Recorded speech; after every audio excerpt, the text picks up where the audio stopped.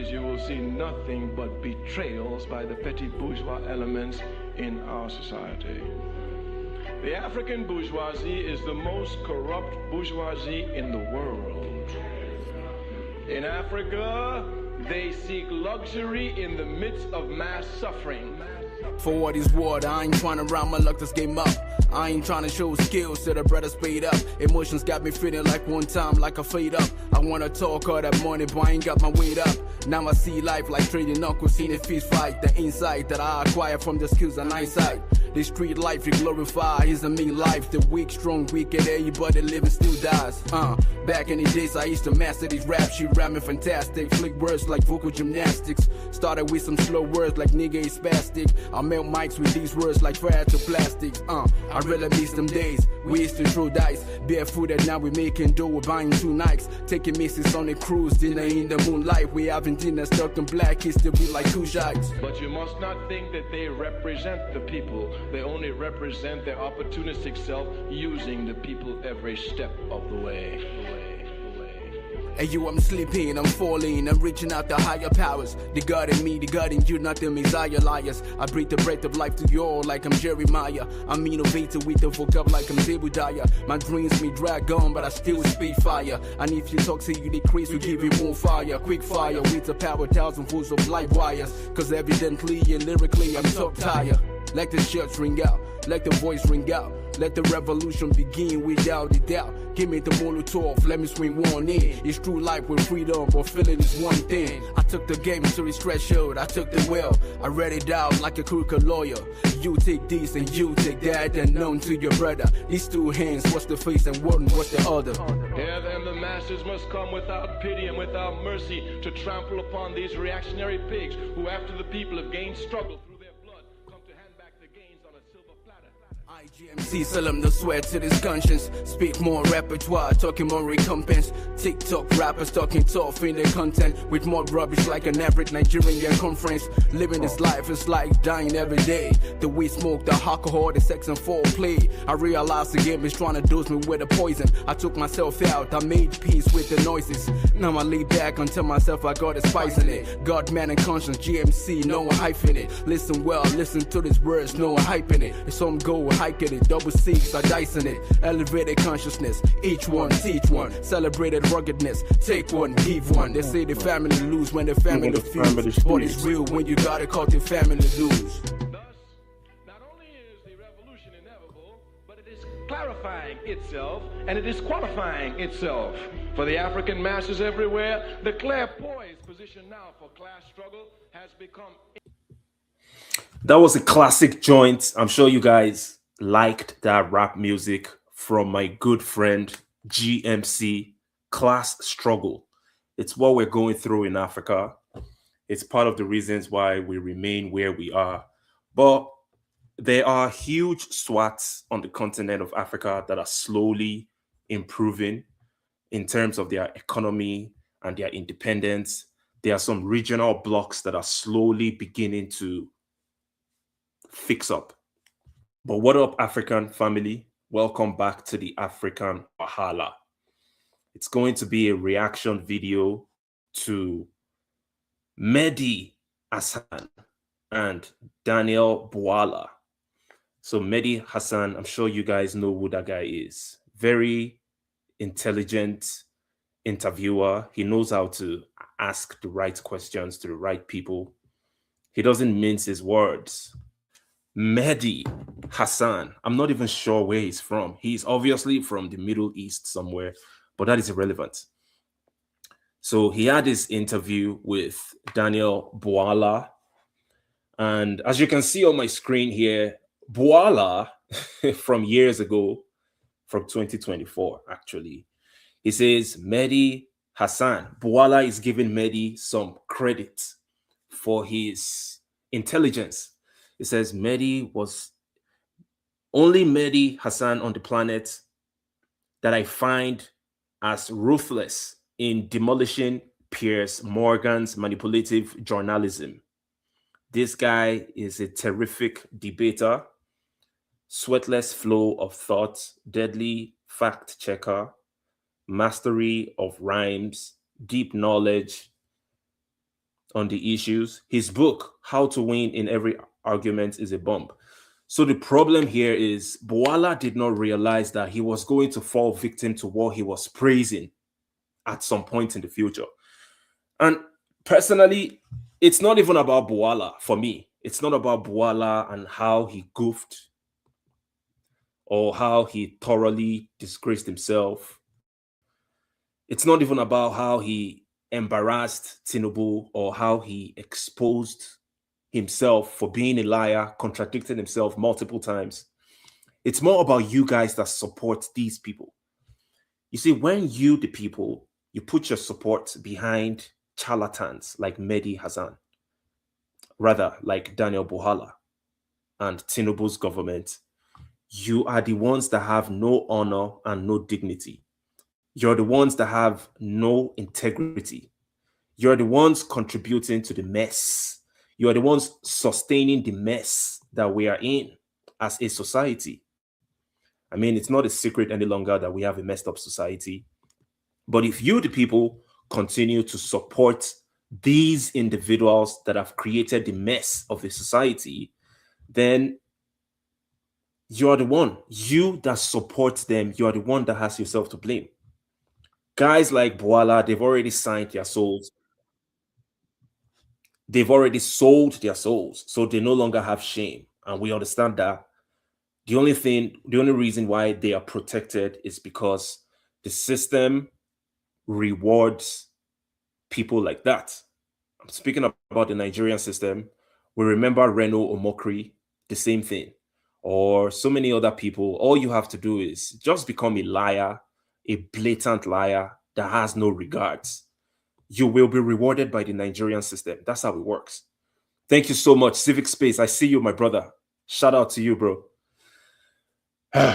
Please feel free to click on I dropped a pinned comment. If you want to join the conversation, feel free, join that conversation.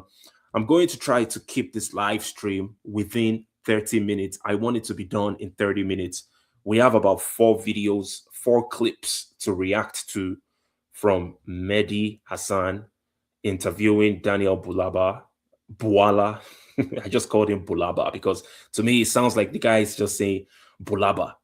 All through anything that comes out of the mouth of Daniel Bwala sounds like Bulaba to me. That's why I called him Bulaba. So Daniel Bulaba thoroughly exposed himself and the corrupt government of Tinubu, and we are happy.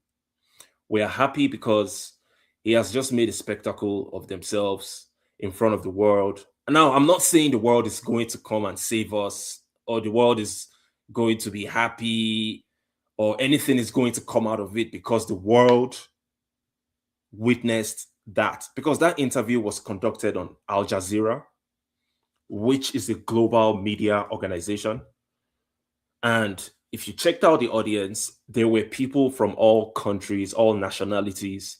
To most of those people, it's just content. Don't get it twisted. Do not think those people are going to maybe fight for us and try to improve our situation. It boils down to us to figure it out. To those people, they might stand in solidarity. They might be like, oh man, the Nigerian government is so corrupt. Ah, shit, these guys are so corrupt. But let me just go about my life. Hey, can you pass me the table salt? Let me go back to dinner. That's how they think. It's just content to them. After all, we all witnessed what has been going on in the world in the last few years. We saw the government of Israel bombing children nonstop for 2 years, and nobody did anything about it. I mean, many people tried to do stuff, but powerful people did nothing about it. So we've come to a point in the world now where being shameless, especially if you're coming from a political side, it's not really a big deal. But we, the people, it's our responsibility to stand up and end the shamelessness, the indignifying acts by these guys. So let's go to the first clip quickly. We have here Mehdi about the quick introduction. Just a quick second here. So quick introduction. I'm getting all these clips from Twitter, so apologies. It is what it is. Daniel Bwala, thank you so much for joining me on Head to Head. Nigeria is a proud, sovereign, independent nation, a powerhouse in Africa. So why did you just let Donald Trump and the United States bomb your country on Christmas Day? The United States government did not bomb our country. The decision by the US government was anchored on the intelligence sharing between Nigeria and the United States and the agreement on the operation. So Donald Trump just didn't bomb Nigeria on his own whim? No. The US Secretary of State, Marco Rubio, called our own foreign affairs minister when the decision was made that that was the time to strike, and the foreign affairs minister got in touch with the president. So this was a joint operation, you're saying? Yes, it was a joint operation. On the Nigerian... What I don't understand is, how can it be a joint operation? And Donald Trump says that there is a genocide going on against Christians carried out by Muslims with your government turning a blind eye. You've called that narrative a hoax. You said it creates discord in Nigeria. Right. So when Donald Trump says he's bombing Nigeria to protect Christians from a genocide, is he lying? We both disagree as to whether the so-called genocide in Nigeria was against Christians. We believe that it is a targeted killing by insurgents, Boko Haram bandits, and all of these criminal elements against the people of Nigeria, Christians, Muslims, and those who have not identified with any religion. Donald Trump... Ironically, I partly agree with Bwala in that case, in that sense, when he says that it's not really a targeted attack against Christians. To be fair, in pockets, it's a targeted attack against Christians. But in general, all Nigerians are being targeted. So saying that there is a Christian genocide in Nigeria, it's not 100% a lie, because in pockets of Nigeria, Christians are being targeted. But generally, all Nigerians are being targeted. So I have to agree with Bwala on that, although he's an absolute liar, but I have to agree with him on that. Trump believe it is Christians.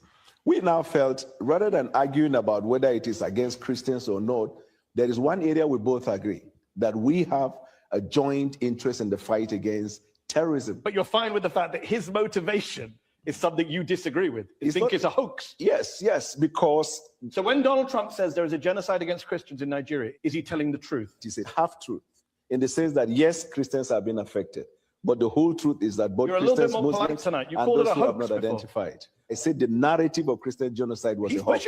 That's his opinion. Everybody's entitled to it. Is he right or wrong? We believe there is a targeted killing of all Nigerians. Evidence has shown. And that is where we are focused on fighting terrorism. So let's talk about the terrorism. Right. Trump claimed he targeted, quote, ISIS terrorist scum. Right. And every camp got decimated.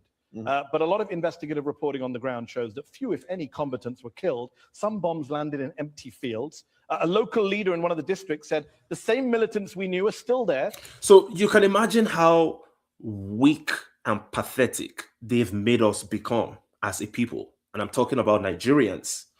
You see, you're sleeping in your bed at home, and then bombs are raining down around your area, your locality, from a foreign country that is stationed in the middle of the ocean.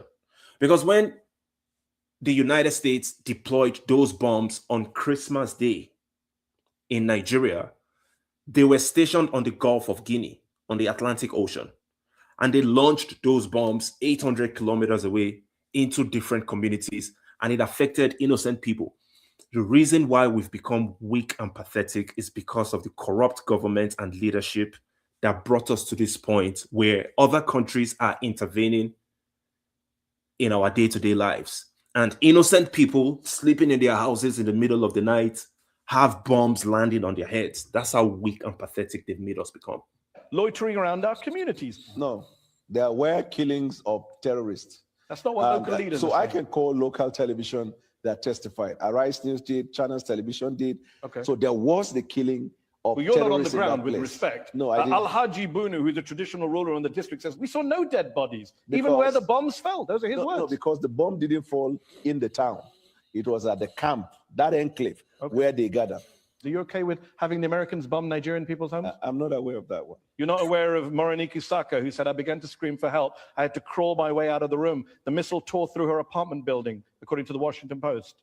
How about Musa Soliu? I was in my room. I was buried under the ruins. I don't know how to restart my life. My belongings are destroyed. Houses were not destroyed. Are you telling us that Nigerian citizens are lying about No, being no, no, bombed no. by the I am US? saying that Wow. the military operation that was conducted on that day was targeted as terrorists, and we hit them. You have a history of not hitting terrorists and hitting civilians. You know that, right? Your country. I'm not aware. Oh, well, on December. Okay, now, so Bwala said he is not aware that the Nigerian government hits civilians during military operations, and he's not aware. And this guy is supposed to be one of the spokesmen of the of Tinubu, basically. Now, year after year after year, the Nigerian government, the Air Force, they bomb innocent civilians, and they call it collateral damages. In fact, let me allow Mehdi Hasan complete that statement. The Nigerian Air Force said that they handed over compensation to people who were hit in an accidental airstrike on Christmas Day 2024. Do you just bomb every Christmas? When and when? Christmas Day 2024 and Christmas Day 2025. I dispute that fact. We'll take it up with the Nigerian Air Force. Let me ask you this. Since President Tinubu came to office in 2023, the situation has worsened in your country. You have a mixture of militant groups, you have bandits, you have clashes between herders and farmers. We also have Nigeria is now of foreign interest in Nigeria. Nigeria is now the 5th deadliest country in the world. Are you proud of that record?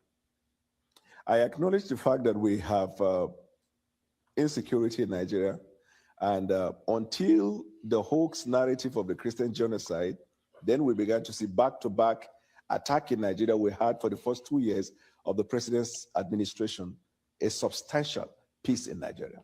Actually, the number of deaths went up on the president's watch. After this incident of a Christian genocide. And by the way, when did that begin? There is no country of the world today that is free from insecurity. No, Okay, I'm done reacting to that first clip.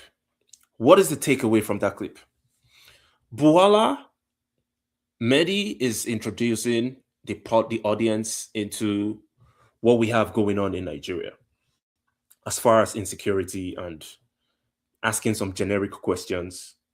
But you're going to find some more exposition, the way Bwala exposes himself for being an absolute liar and exposes the Nigerian government for not having any plans to improve the situation. So I'm going to share another clip right now that showcases, just a quick second here. So far, so good. Bwala looks like, it looks a little bit, should I say decent? It doesn't look like he has gone over the edge yet, but it only gets worse because it's very difficult to sustain a lie. You see, if you're telling the truth, it's easy to come back to the truth and defend the truth. But if you're telling lies, for example, when Bwala said, I am not aware, you're not aware that the Nigerian Air Force bombed civilians when you're the presidential spokesperson. Obviously, that's a lie. You are aware, but you have to save face. You need to present the Nigerian government in a positive light. And the Nigerian government, they think they are smart because Bwala is an eloquent person. So they sent him out there to represent themselves, the Nigerian government, in front of the world, thinking he would have what it takes to defend their uselessness and their recklessness. But obviously, he woefully failed. He thoroughly embarrassed himself and the government and further exposed just how the Nigerian system works. He further exposed why, if you are an absolute liar, then you stand a better chance in getting, let me give you the criteria once again. If you're an absolute liar, you're shameless, and you can work for the government, they will appoint you. And you have to be eloquent as well. You have to be eloquent, an absolute liar, and shameless. You're going to be appointed by the government to do something for them. That's the current state of Nigeria. And that's why a lot of us are asking for a revolution. We need the country to be completely overhauled, absolutely turned upside. It's almost like destroying and rebuilding, starting afresh. We need to begin afresh because even from a mental side of things, a lot of our people are like this. They look up to people like Daniel Bwala. They aspire to become Bwala in the future Because right now, Bwala is benefiting financially from being associated with the government, right? Let's go to this. Estimated to be in the billions of dollars. Estimated to be in the billions of dollars. What do you say to people who highlight allegations against him of, quote, massive corruption and misappropriation of funds? That's their opinion. Here they're talking about Tinubu, the Nigerian president. Actually, it's your opinion. In January 2023, you talked about the legal petition against him that involves, quote, massive corruption. Yes, my brother, Civic. Yeah, Bwala had to do a job of PR presentation, exactly. And misappropriation of funds. You were in the opposition and were very critical of his work. Exactly verbatim what I said, because what you just say is not a true representation. January 22nd, 2023, you said the petition against him involves massive corruption and misappropriation of funds belonging to the government of Lagos State, abuse of official office, conflict of interest. I'm glad you said the petition against him. Yeah, document that was taken to court. That you highlighted. I wasn't the one that went to court. And at that time, where was I? You were an opposition member. Thank you. So should we not trust you when you say things as opposition? What is the job of opposition? To oppose? Yeah, no, I'm glad you know it. For the sake of opposing? No, that's what you're adding.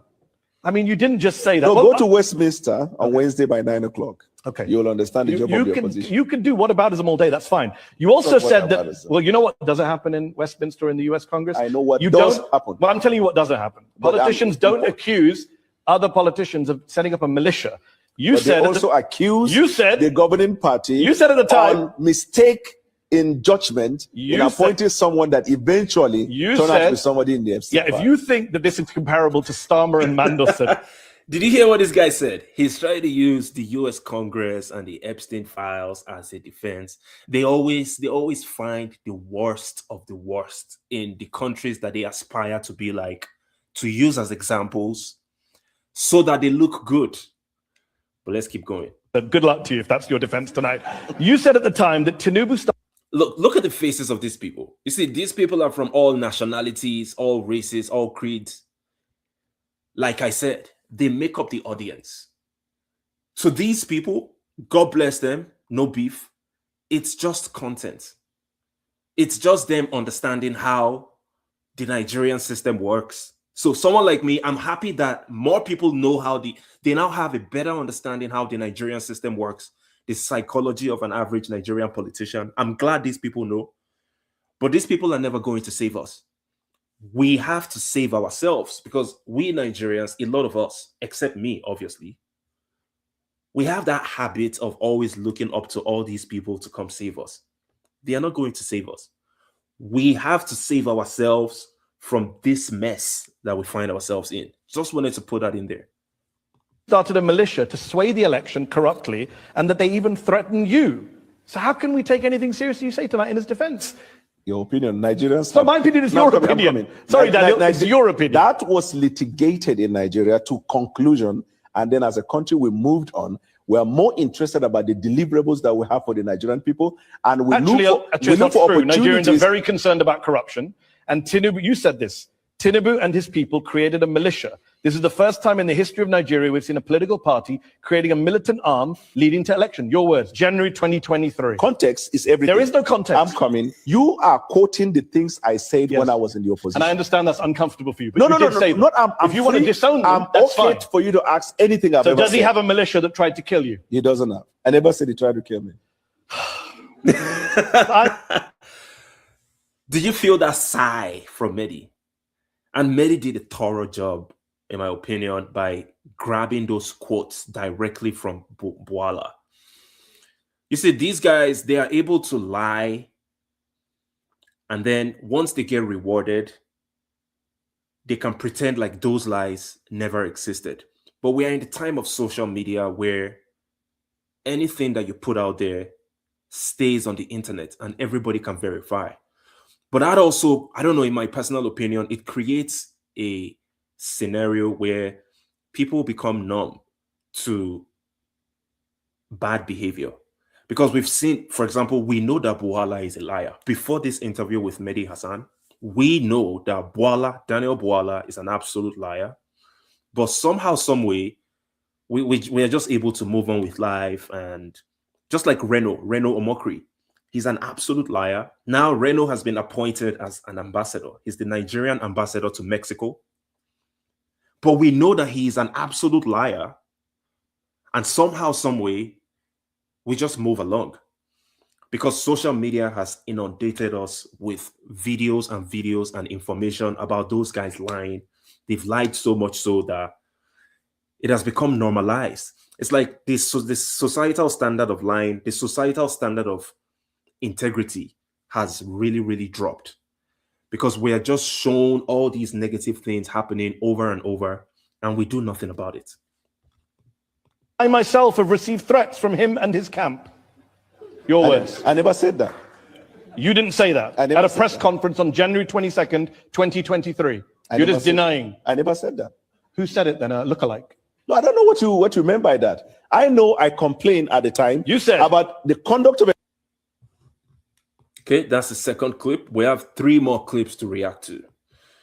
Let me know what you think in the comments. Drop a comment. Feel free to click that link if you want to join in the reaction. I really don't mind bringing someone else in, and we can have a quick chop up. But so far, so good. Bwala is looking ridiculous, obviously. You know, you make a statement, and then now that you're in the winning team, so-called winning team, because you guys are in power, you can now claim that those statements that you made, you only made them because you're in the opposition. Even though some of those statements were severe, like, oh, the president is creating, or rather the presidential candidate is creating a militia team to harm me. And then the presidential person you were accusing appoints you into a position to become a PR person, like my brother Civic Space said. Now you're a PR person for that person, for the president. And then all those accusations, we can forget about it. That's how the world works these days. But we're not going to let that happen. We have to keep on exposing these things and explaining to people that we should not reduce society to the barest minimum. We've gotten to that point now where we have zero integrity.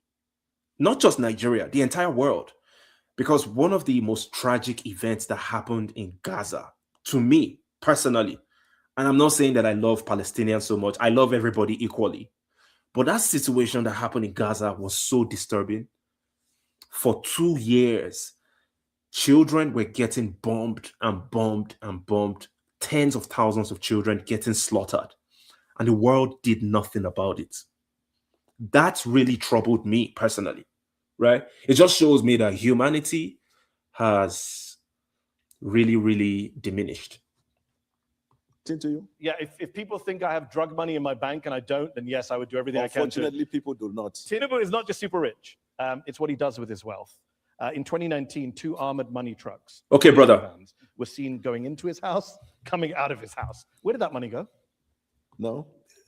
Point. Did you see the money? Or those who reported, did they see money inside the bullion bag? Was there no money in the bullion vans? How am I to know?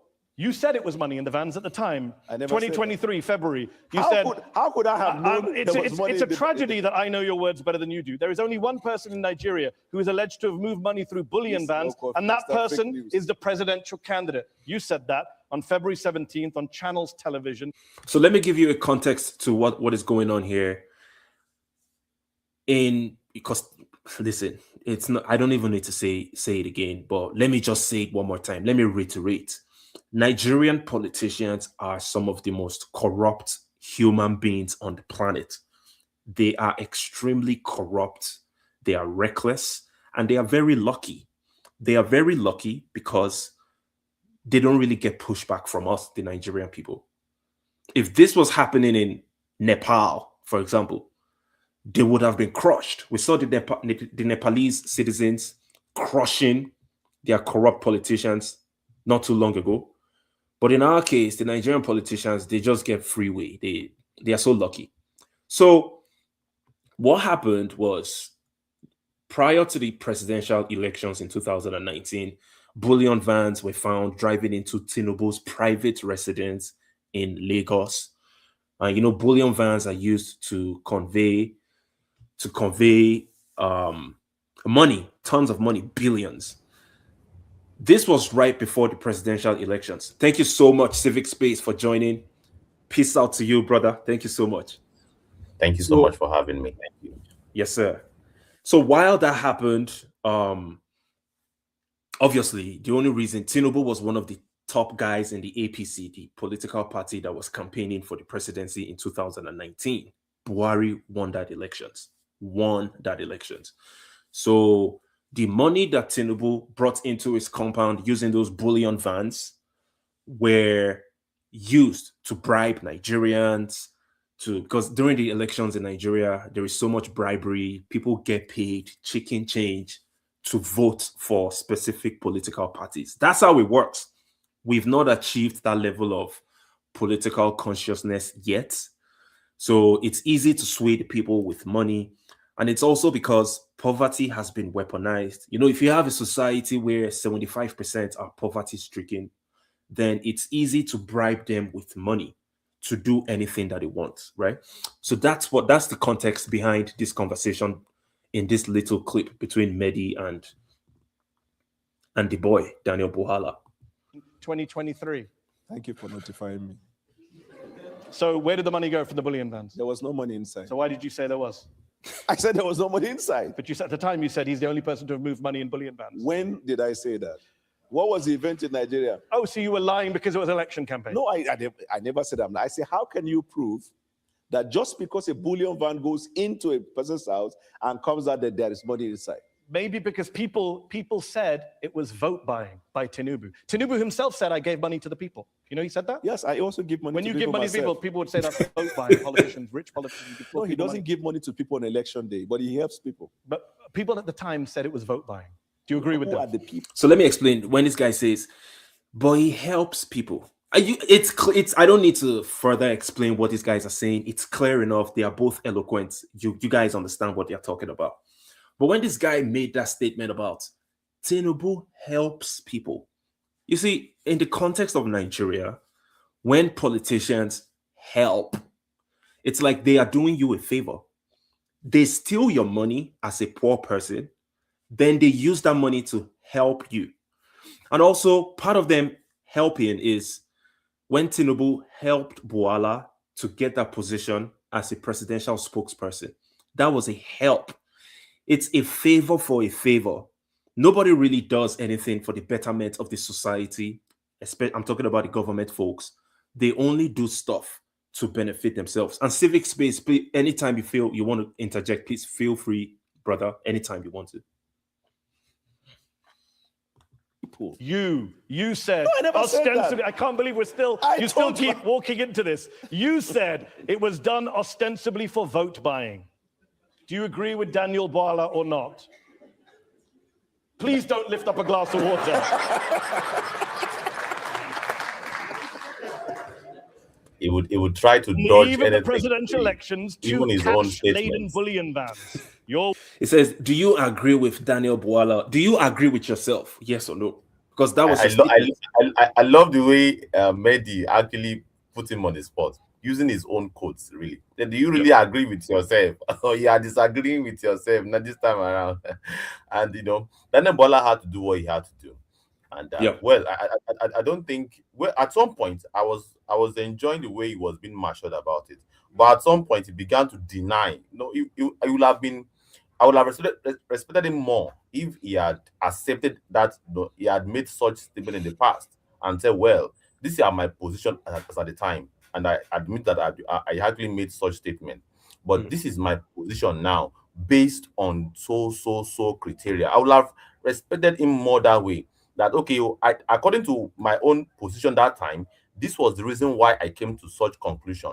But now I have changed my position based on, and you have to explain to the audience why you have changed that on logical reasons. But it seems as though Daniel Bwala wants to insult the intelligence of his audience and even his host. He wants to assume that they will simply just move on, and he's being grilled by one of the finest journalists in the world, really. So there's no way you go to escape from such a professional, because people like Bwala, they are used to the Nigerian system where they can just say anything and get away scot-free, and nobody really ties it. There are a few people that try, but for the most part, they have the control over the journalists, over the media houses, and everything else. So here on the world stage, he properly embarrassed himself and the government. Words were seen on the premises, which was ostensibly for vote buying. Your word, January 22nd, 2023. Have you just disowned everything you've said in order to work for this president? I'm coming. What you just said now, I want to put it on record, on my own honor. That's not what I said. So far you've denied two things. This one I said, that's not what I said. Before you said it too. Let me tell you what you do. Count. Let me tell you what you do. You will have an idea of a phrase.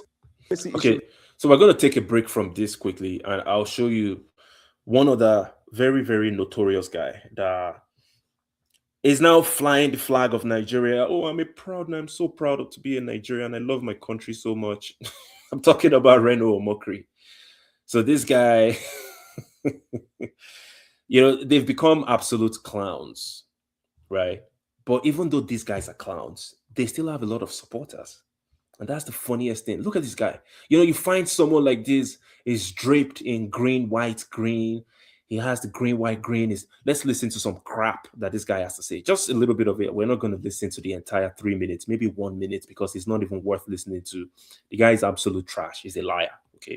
Well, this is day one of my Mount Kilimanjaro climb, and while I was here, I found out that President Bwala Tinubu has appointed me as the Nigerian ambassador to the United Mexican States, otherwise known as Mexico. And Mr. President, I'm very grateful, and I thank you for this. I'm overwhelmed with joy, and I promise to be faithful, loyal, and honest to Nigeria and to the custodian of the Nigerian Constitution, you, President Bwala Tinubu. Now, why am I climbing Mount Kilimanjaro? We don't care. We don't care why you're climbing Mount Kilimanjaro, bro. So this guy is another clown, Reno Omokri. He has a sharp mouth. If you notice, all these guys that Tinubu appoints, they are the people that, they have that sharp eloquence. They know how to speak.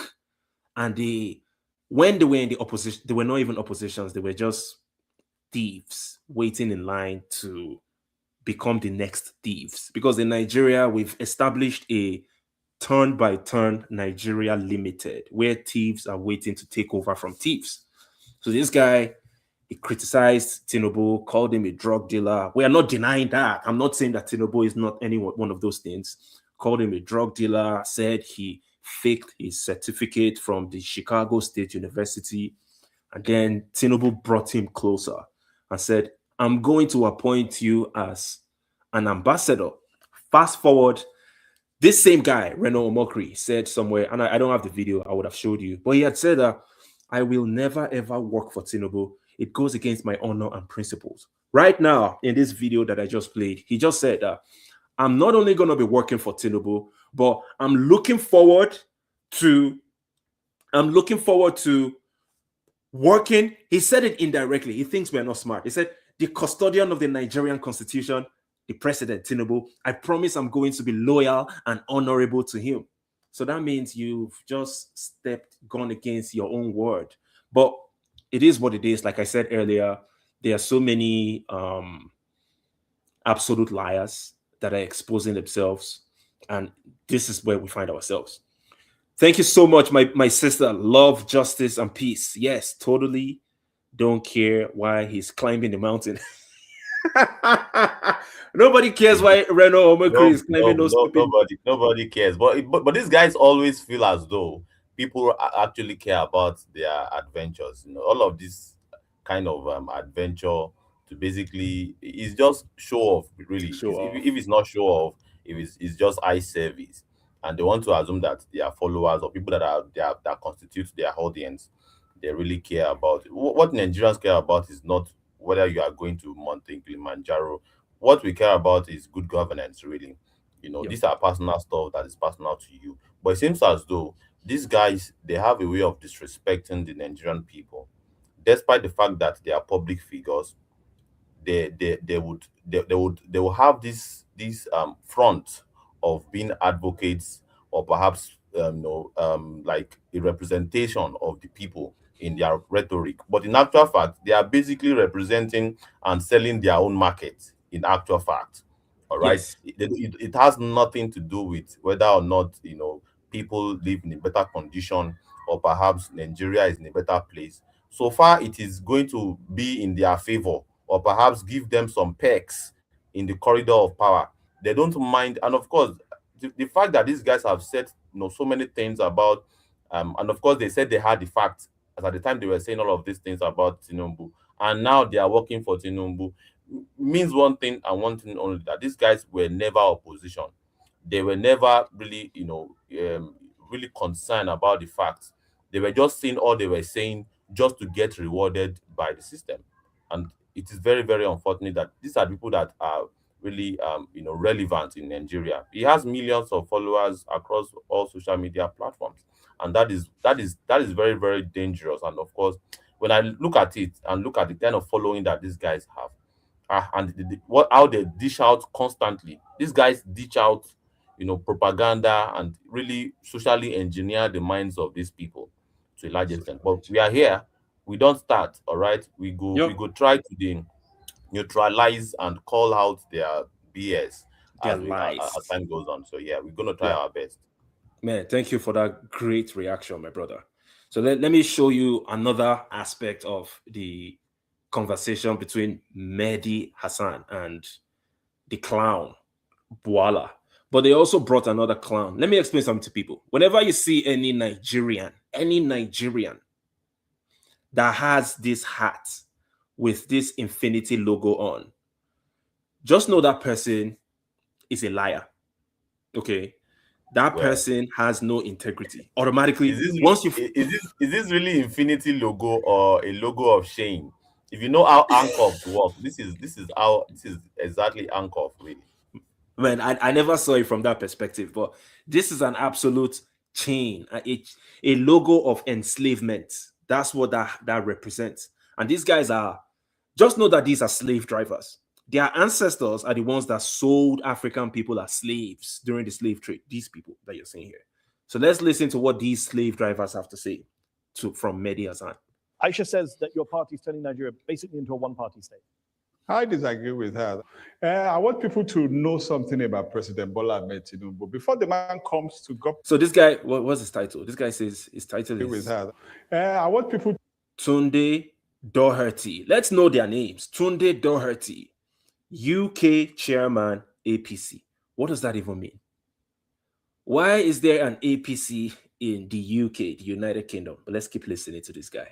To know something about President Bola Ahmed Tinubu before the man comes to government. He was an accountant. He has a very high-paying job. He was working with Mobile before he came. Before he came to politics. Before Mobile, he said he worked for Deloitte. Yes, he made a lot of money from Deloitte. He said. Yes, Deloitte says they have no record of him ever working for them. If you know him, before he came to politics. In case you missed that, this guy said, that's the Tunde guy. He said, before Tinubu came into power, he was a rich man. He was a rich accountant.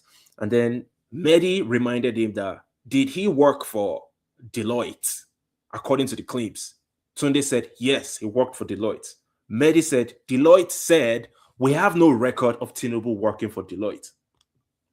He's such a very generous, very rich man before he came into politics. Did you hear that? So this further explains the point that I made earlier, where this guy just said he was a very rich man. He was very generous. That's what that guy said. Same thing that Bwala said. Bwala said he helps people. Are you paying attention to the way these guys think and how they've socially engineered us? Thank you so much. Yeah, it's a pattern. Yes, this is a pattern of sales speech that they sell to the people. This idea of generosity and philanthropy, they want to use it to cloud every other terrible thing that someone must have done in the past, really, just because he has been generous to many other people, right? So it is their go-to strategy to basically sanitize the image of their principal, really. And I'm very I appreciate the fact that Mehdi did not want to take that. He actually went into fact checking. You guys said he was work for so establishment, but the establishment is saying that it did not work for them. So who are we going to believe, the establishment or you?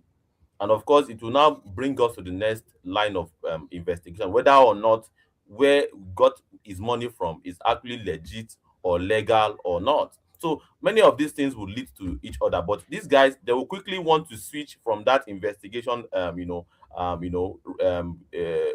trajectory. They want to switch it to, yeah, he's a good man. Come on, don't try to paint him bad. He's a very generous, very good guy, and it's a way of insulting the intelligence of your interviewer, really. Yeah. Saint Tinubu. Say they have no record of him working. You remember he was a senator. Tunde, why does Deloitte say they have no record of the man working for them? That is not the right thing, because there are oppositions working against to bring the man down. But I can tell you, Deloitte is part of the Nigerian opposition. No, you can't, because all of these things emanate from the opposition point of view. I love that question. But they have forgotten this man is the symbol of Nigerian democracy that we have today. He fought the military to distance it during a period. He made sure that there's no politician in Nigeria today that will say he did not have a Tinubu tonic in his political. If you can backtrack that a little bit, so that we will analyze that part where he switched from Tinubu tonic in opposition. You can't, because all of these things emanate from the opposition point of view to bring the man down. But they have forgotten this man is the symbol of Nigerian democracy. Let me take it back. Before he came to politics, yeah, that is the exact spot that I was very generous, very rich man. Before he came into politics, say they have no record of him working? You remember he was a senator. Trying to verify that he actually worked for Deloitte. All right, he is a father of democracy. The coloration does not really and this is how they try to deflect questions. They do it deliberately. They will use a bigger concept to cloud an investigative probe into something, and instead of them to say, well, he actually worked for them or he did not work for them, or perhaps Deloitte were lying, and they know that will lead to more probing. But they want to really go away from that inconvenient part. They want to switch it to more convenient, more sanitary, and it is what it is. But can we really even say that Tinubu is the father of democracy in Nigeria? Come on, man. Is there even democracy in Nigeria? That's the that is the question. There's even between civilian rule and democracy. It's quite two different things. But these guys, they want to mess all these concepts together, model everything together, hoping that their audience wouldn't know the difference. And of course, by and large, many people, and of course, I like this kind of audience. These are intellectual audience. There are people that are fact-checking in real time as they are having this interview. And that is why, for the most part, all of them are just having a laugh. It's just like a comedy show to them. It's just content at this point. Do you think we are stupid or something? You know what? I'll give Tinubu credit for one thing. He is the father of this type of this criminal type of democracy. I give him that. Yes, Tinubu is the father of this bribery type of democracy where you grab bullion vans into your house, you take money, you give it to the poor people, and you tell the poor people, vote for me, support me in the election. That I give Tinubu credit for that. They want to deny the fact that bullion van is not carrying money. I'm like, what else does bullion van do? Is his house a bank or something? What else? What else can you use a bullion van to do? If you are saying nothing that else. There's no money. There's no money. Why do you want to deny the fact that he actually moved bullion van on the eve of election day?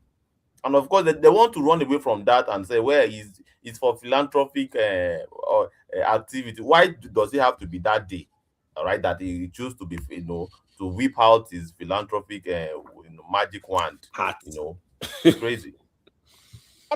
The military to distance it during a period. He made sure that there's no politician in Nigeria today that will say he did not have a Tinubu tonic in his political stability in Nigeria.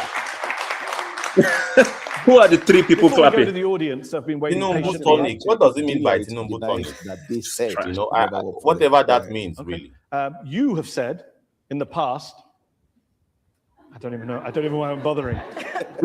That when was this man born? We don't know where he was born. He doesn't tell us anything. You complained about this. Now you work for him. Has he told you his birthday? If you don't know where someone was born, first of all, he must have been born before me. I guess you know that. And secondly, my not knowing when he was born, does that have a consequential effect on his birth? You said it did at the time when you raised it as an issue. Consequential effect on his birth? And do you now know where he was born? I don't know. Still? Okay. Let's go to our patient audience here in London's Conway Hall. Let's go to the lady here in the front row first. In 2023, President Tinubu promised Nigerians constant electricity within 4 years, saying Nigerians shouldn't vote for him if he failed. Yet the national grid has suffered repeated collapses, including twice in January 2026. Well, that's a good point. They are still going to vote for him. But I just want to quickly show some consequences of these things that we are reacting to. And I promise this live stream has to end in 10 minutes because I don't want to go past 1 hour. I promise in 10 minutes, this live stream has to be done. Now, I'm going to show you a video of Nigerians hustling on the streets and how good Nigerians are coming to their aid. I like this kind of content, though some people might call it clout chasing, but I respect it because, you know, you're helping solve as citizens, we are helping solve the problems of our fellow citizens. And the reasons why those our fellow citizens are in that situation is because of the behavior of guys like Tinubu, Bwala, and the rest of them.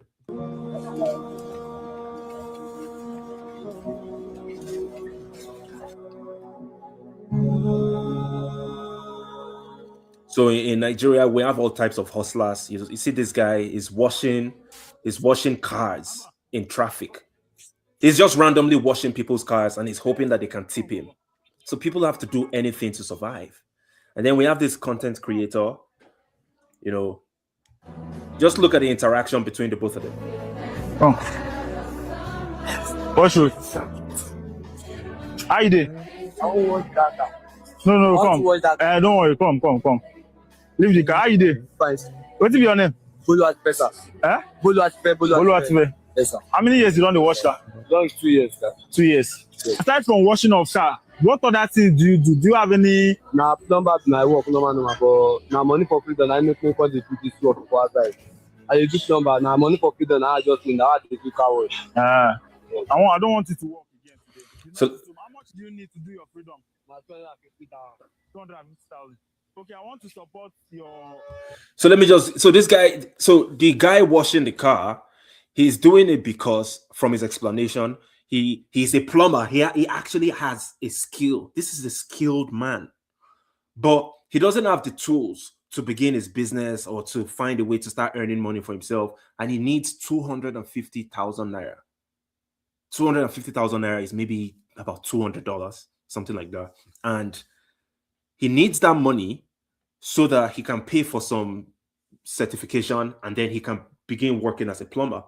So he's trying to raise that money and trying to survive by washing people's cars in a very dangerous condition. And this random guy decides to help him. I want to support your work. I want to support your freedom.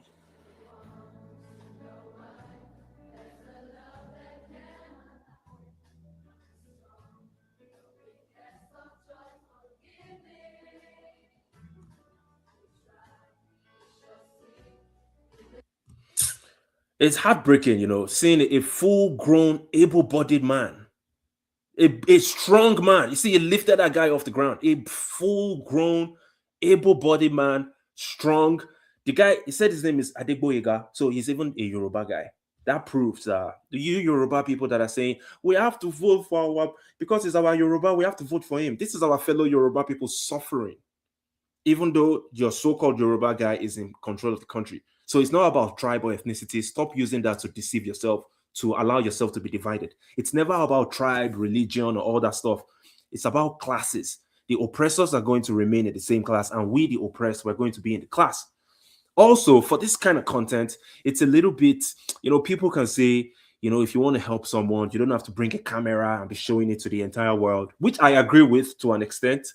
But at the same time, I feel like I still give the guy some respect for making that content because this will encourage people to help people. But I don't know. What do you think about that civic, brother? Yeah, I think it's, well, content like this to me, I liked one thing that something is wrong with it. You know, the fact that young lads can basically, you know, and I respect the man for looking at means ways to actually earn a living that is actually, that will not hurt other people, that will basically provide a service. And I like the fact that this person is just not going to any random people. He has figured out that this guy is a hardworking guy. And the question that he asked him was also quite interesting. He said, do you have a skill set? So which means that even if the guy does not have a skill set, he will have basically enrolled him to get a skill, because this kind of ingenious way of mobile car wash, these minds can also be used for other creative things that will be useful to society. So I love, and of course, there's no way you have to put this kind of thing on record, all right, to inspire others to also be hardworking. That's why I'm looking at it from. That the fact that he's able to do this, others that are seeing these young people like, yeah, I can also do something about my life. Perhaps somebody would see and also help. And for the government, they would see the level of poverty that would actually motivate people to really look for very extreme means of surviving, really. And of course, it will help them, perhaps because we are dealing with people that does not have conscience or perhaps empathy. Because any serious government will be sad about this, that people should not, it should not, the young ones should not be at the mercy of philanthropy, really. It is their right to have a head start in life, and the government is responsible to give them that head start. And the fact that they don't have that head start, and the ordinary Nigerians or perhaps private individuals are basically being the one doing all of these things, is actually a big indictment on the government. That's how I see it. But by and large, I think I also like this kind of content. For the most part, it's very inspiring. It actually, and of course, the way the person also did it, it not do it in a way that chases clouds kind of, but you have to just document it for the sake of others, to draw inspiration that hard work really pays. That you never can tell while you are at your position of hard work, you are doing something, you are providing value to a large extent. You never can tell who will see that your effort and will be more than willing to reward that effort. And it's not just giving out the money. He has that, okay, you want to do something, okay, let's fix your graduation money or perhaps freedom money, so that you can get, you can have that head start in life. So I think by and large, this particular one, I have no issues whatsoever. No issues. I mean, when I saw that clip, I felt like this would be a nice interlude. I respect that, to a large extent. But I see a lot of clout chasers too. And you see, like my sister here says, my sister loves justice and peace. She says, better to use context or content to help than no help at all. A step in the right direction. I agree. It's a noble thing to do, especially in a society where we, the people, we have to be the government, we have to be the elders, we have to be everything. Because we have a lot of elders that have become useless. They worship Tinubu. A lot of our elders, they worship corrupt people. And you wonder, what's wrong with they worship corrupt people, then they tell us that, oh, you don't know anything about anything. This is the people that can do it. Meanwhile, they themselves, they've lived lives, they're in their 60s and their 70s. They've lived a life that has been mostly horrible, and they've passed down a society that is absolutely horrible to us. And they want us to do the same to the next generation. So it's very important for us to also be aware that these people, they need not to be listened to. And yeah, that's it. So I just want to round up this live stream quickly. I have about 2 more minutes. Sorry, people. Let me share this last clip. Arno, we can't talk about insecurity without also talking about the economy and the underlying social economic issues. Is the average Nigerian both safer and better off under President Tinubu? The obvious answer is no, right? And before I get to that, I want to talk to what Daniel said. I always find it very interesting with Nigerian government officials who cherry pick statistics about the US and the UK, but they never say how many hours of uninterrupted electricity as the United States had compared to how many Nigeria has had. They never try and find, the good statistics that Nigerians don't benefit from. If you look at the poverty numbers, this is according to the Nigerian Bureau of Statistics. More than 120 million Nigerians are living in multi-dimensional poverty. So that's not just people who lack $2 a day. That's people who can't afford food, who can't afford shelter. And even if you look at the numbers of the people who have died right? These are wartime numbers for a country that is officially not at war. And so I think it's really, really difficult to make an argument and say, things are trending in the right direction. Casualty numbers, wrong direction. Poverty numbers, wrong direction. Right. We were very clear with the Nigerian people when the decision was made. It will bring discomfort temporarily, but the long term is what we are. Okay, it will bring discomfort temporarily, but on the long term, things are going to get better. So if it's going to bring discomfort temporarily, how come the discomfort is only being felt by the Nigerians? But look at Bwala. Bwala, this guy has gained weight. And you know what? Oh my goodness. Like 5 things are coming to my mind at the same time that I'm trying to say. They want us to be uncomfortable, but they are not going through any form of discomfort. Now, look at these Nigerian guys. You notice one thing I've noticed about these wealthy, rich people that steal money. They got rich because they stole money. They are usually obese. They don't take care of themselves because they don't understand the concept of being wealthy. Being wealthy is not just about having money. You also need to have a good health. But these guys are so useless that they can't even take care of themselves. Look at Akpabio, for example. The guy is obese. He looks disgusting because he stole the money. Assuming this guy worked hard and made his money legitimately, he will be taking care of himself better. And I'm saying this from my own observation because I'm also a guy that is into fitness. And I know that these guys are poor people with money because they have a poor psychology, but they've stolen money, so they have money, right? 101. So we are 1 minute gone past failure has allowed impunity to flourish and the killings to spread to many parts of the country. Source. Amnesty International, February 8th, 2026. Well, I'm not aware of that one. You're not aware of that one? I am aware. I'm aware. At the weekend, you put out a video to music of you and a team researching and prepping for this show. And yet every time I've asked you something, you say, I'm not aware of that. What were you researching in that video? You're really funny. Let me tell you this. A serious question. Amnesty International, you asked me for a source, I read out the source. You asked me for a date, I read out the date. What's your response other than picking up glasses of water? No, Amnesty has a history of calling everything bad. Okay. So the thing is, if you tell these guys the truth, you give them evidence of the truth, you show them what they said, you show them a video evidence of what they said in the past, they are still going to deny it. It shows you how deep people can be when they are trying to defend lies. And it shows you just how down low people can go just to defend impunity. People have completely lost their integrity. But the moral of the story, in my opinion, is you that supports these guys, any one of you that decides to continue supporting these same characters that have destroyed this country, that are destroying the world. It's not just in Nigeria, even around the world. We see the same thing happening in the US government, in the US politics. We see that happening right now in real time. The people that support this stuff, you are the problem. Because the people, the masses, actually have the power if they can come together and change things, turn things around.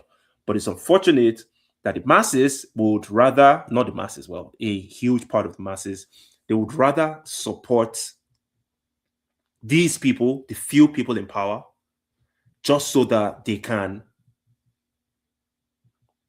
implement their clout chase.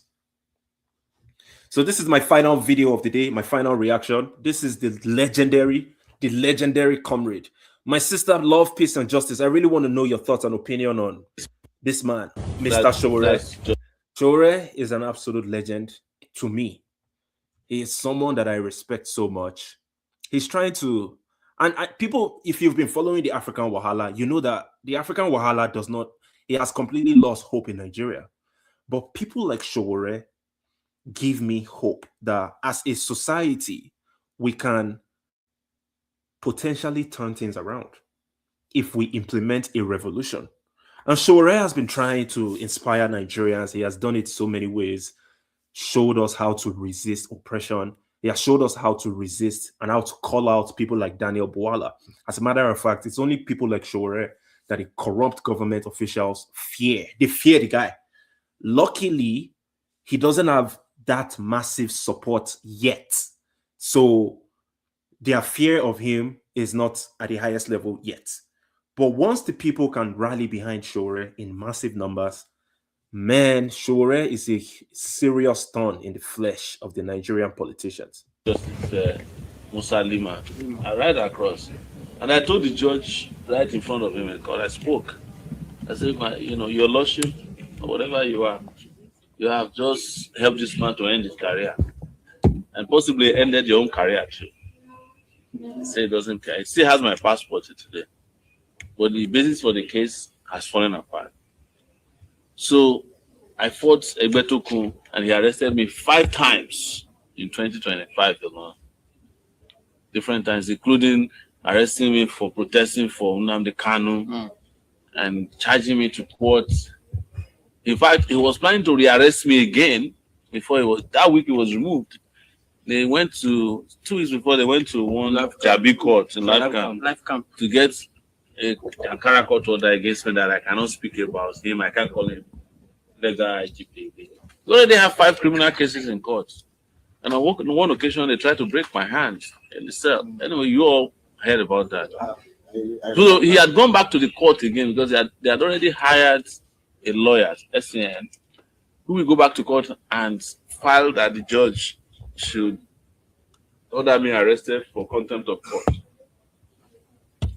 They were still in the process of doing that when he was removed. And I had the singular honor of announcing his removal. I think you guys were there upstairs. Thank you, sister. Thank you so much for that comment. I love that Showore spoke up against Christmas bombing. I see why you like him, and I agree that he could be a credible leader.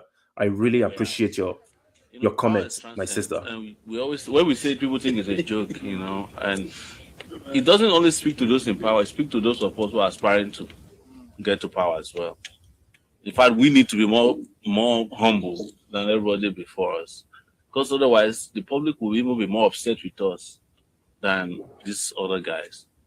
But power should never be used to settle personal differences. And it speaks to why I followed Tracy's case up. And I want to make it clear, I'm not a debt collector. I told her I'm not interested in how she gets paid. But I hate the fact that somebody will go and bring her from Lagos, fly her to Abuja. At the time that terrorists are encircling Abuja, you guys are not interested in that. You're not interested in Boko Haram. You're not interested in Lakurawa. You're not interested in all these bandits, kidnappers. You're interested in a lady who set up a ring light to say, I want my money back from a minister. And you brought her to Abuja, and to further abuse her, you brought that minister, and he sat down, with his big fat stomach. I have a fat stomach too, but nothing close to his own. Yeah, tying a white towel on the inside, and he was questioning and harassing his victim with the aid of the police. We walked in on that, and the moment he saw us, he started running away. So I crossed and said, Mr. Minister. And the moment he saw me, which is typical of them, they think that every Nigerian that comes across them is looking for something. He said, come and see me. If you want to talk to us, look at this idiot. What do I need to see you for? If it's not the way Nigeria is. I was a student union leader in 1992. I'm not sure that Mahi has finished university by then. If you check his record. I checked. Umahi finished university in 1987. So why would I come and see you in your office? For what? You are doing something wrong. Let's settle it here. And before you know it, the psychophants who always follow them always start fighting me. So it's very sad. But he knows better now. Well, lastly, no, Showore is doing it's a very tough job. It's a very, very tough job. Sitting down in the epicenter of the corruption, of the dehumanizing government. And you somehow keep on standing and you're pushing back and you're successful, slowly gaining traction. And I believe strongly that Nigerians need to rally their support behind this man, Mr. Showore, because even though the Nigerian system looks completely hopeless, a revolution can change things. You see, Showore made a few statements that I'm going to react to quickly. He said, when I approached David Umahi, the minister of whatever he is, minister of works, Umahi said, oh, come and see me. Because these Nigerian politicians, they are so arrogant.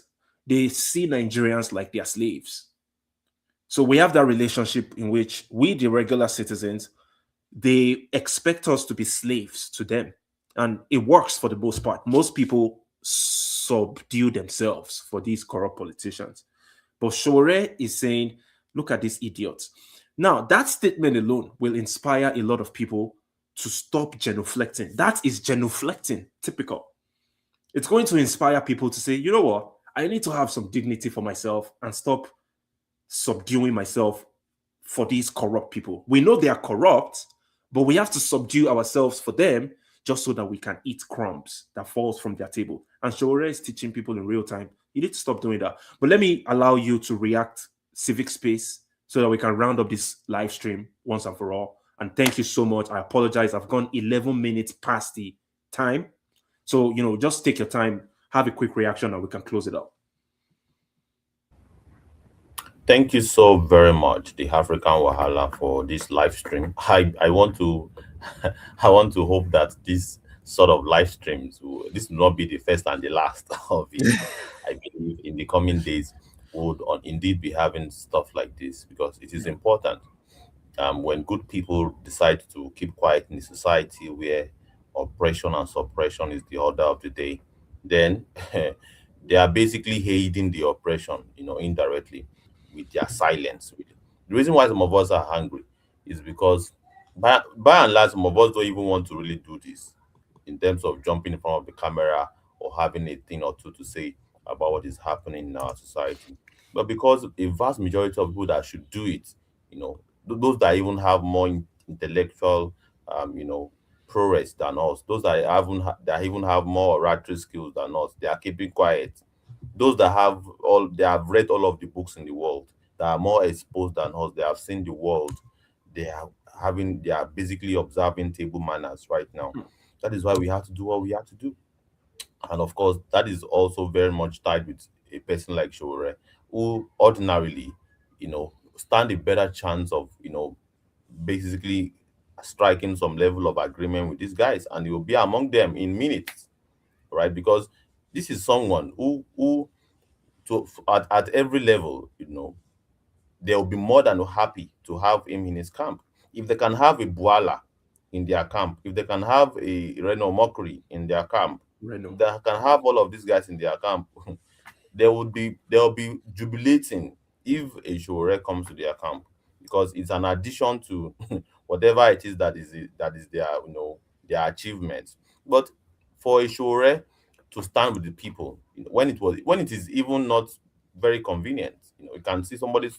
If you think say arrest dey easy, make you say make they arrest you like 1 or 2 times, then you now see whether or not arrest is a joke. It's a joke. Or perhaps sleeping in a cell, where the sanitary condition is terrible, and as somebody that you have done well for yourself, you in your own house you have the best of the best. Somebody now kidnap you, arrest you, and subject you to that, and you are shot in the leg. So many things that this man have gone through in the hand of the state, just because he wants to really stand on the side of the people. And of course, what that means is that to basically give the people some level of inspiration, to increase the morale of the people, to basically champion their cause, their struggle. This is a struggle. When you have a set of political elites who are parasitic, and all they do is to intimidate and basically extort, exploit, loot, mismanage the resources of the people. So Chore is basically the catalyst, that is basically stimulating us, fasting the reaction of the people to do the needful in that kind of society. And that society where such thing is the order of the day, this rotten system, the parasitic system needs to crumble. It needs to go. And this is not it's just on a matter of common sense and logic. All right. You either want to sustain that kind of system or you pull it down. Now one you go choose. And Chore has made his point very, very clear. This kind of rigged system where the judiciary is compromised, The electoral umpire is compromised. The legislature is compromised. The executive is everything is compromised. In that kind of society, what you need is as you have said, first, mental revolution, as the hashtag on you said, mental revolution, cultural revolution, and political revolution. And of course, Shore has given people all of this option. Is making all of these things, a matter of choice, life and death. Choose. All right. You either want to remain in your chains, you want to remain at where you are, or you break free. All right. And once there are some rules that are actually keeping you in bondage, you have to break that rules to break free. That is what he's bringing to the table, and I respect him so much for that. And history will be kind to him. All right, whether they like it or not, whether he becomes the president or not, because he has basically figured out that the best way to do this, to press that reset button, the best position to do that is the presidency. If you want to press the reset button in Nigeria, you can't press the reset button as a councillor or as a chairperson or as a governor. The only place where you have a better place to press that reset button is the presidency. Whether or not the Nigerian people want to give him that privilege to press the reset button is another ballgame entirely. And of course, they have to see reasons, and it is this process that we want to facilitate. But Nigerian people to see reasons for us to press this great reset button to, and of course, facilitate our liberation. So, yeah, I really, really appreciate the fact that I'm here, and of course, I look forward to subsequent programs like this. I'll be more than willing to jump on. Man, thank you so much. Thank you so very much. Thank you. Your honestly, your reaction has been so nice.